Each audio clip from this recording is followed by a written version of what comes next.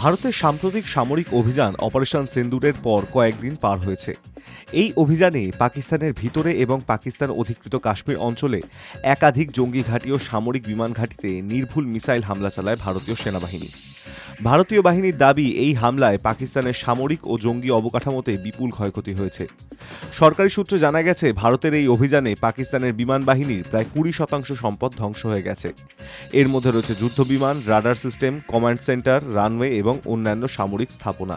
ভারতের ড্রোন ও ক্ষেপণাস্ত্র হামলায় পাকিস্তানের রাওয়ালপিন্ডির নূর খান বিমান ঘাঁটি, সিন্ধুর সুক্কুর ও জাকবাবাদ, পাঞ্জাবের রহিমিয়ার খান, সারগোধার মুসাফ এবং থাট্টার ভোলারি সহ অন্তত 6টি গুরুত্বপূর্ণ বিমান ঘাঁটি গুরুতরভাবে ক্ষতিগ্রস্ত হয়েছে। স্যাটেলাইট চিত্রে দেখা গেছে, এই ঘাঁটিগুলোর রানওয়েতে বড় বড় গর্ত তৈরি হয়েছে। অনেক জায়গায় বিমান রাখার শেড, অফিস ভবন ও যানবাহন ধ্বংস হয়েছে। এছাড়াও পাকিস্তানের প্রতিরক্ষা ব্যবস্থাও ক্ষতিগ্রস্ত হয়েছে। বিমান প্রতিরক্ষা, রাডার, কমিউনিকেশন সিস্টেম ও সাপ্লাই লাইন ধ্বংস হওয়ায় পাকিস্তানের আকাশসীমা এখন কার্যত অরক্ষিত। এই অভিযানে শুধু যন্ত্রপাতি নয়, প্রাণহানিও হয়েছে। ভারতের হামলায় পাকিস্তানের 50 জনের বেশি সেনা নিহত হয়েছে বলেই দাবি করা হয়েছে। এর মধ্যে রয়েছে স্কোয়াড্রন লিডার উসমান ইউসুফ, আরও 4 জন বিমান বাহিনীর সদস্য। পাকিস্তান সরকার নিজেও স্বীকার করেছে 11 জন সেনা নিহত ও 78 জন আহত হয়েছে। এই হামলায় পাকিস্তানের জঙ্গি গোষ্ঠীগুলির ঘাঁটি ও নেতাদের উপর আঘাত হানা হয়েছে। ভারত দাবি করেছে, এই অভিযানে 100-র বেশি জঙ্গি নিহত হয়েছে, যাদের মধ্যে রয়েছে 26/11 মুম্বাই হামলার পরিকল্পনাকারী এবং পুলওয়ামা আত্মঘাতী হামলার সংগঠকরাও। ভারতের সামরিক বিশ্লেষকদের মতে, পাকিস্তানের এই ক্ষতি কাটিয়ে উঠতে অন্তত 4 বছর সময় লাগবে। কারণ শুধু যুদ্ধবিমান বা রাডার কিনলেই হবে না, পাইলট প্রশিক্ষণ, লজিস্টিক সাপোর্ট, প্রযুক্তিগত পুনর্গঠন ইত্যাদি সব চ্যালেঞ্জ সামলাতে হবে।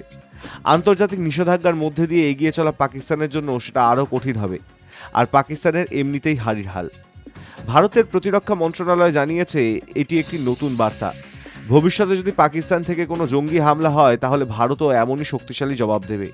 প্রধানমন্ত্রী নরেন্দ্র মোদী বলেছেন, যদি কেউ ভারতের দিকে চোখ তুলে তাকায়, আমরা ঘরে ঢুকে জবাব দেব। भारत माता की जय ये सिर्फ उद्घोष नहीं है, ये देश के हर उस सैनिक की शपथ है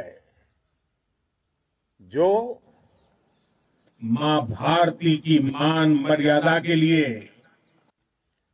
जान की बाजी लगा देता है।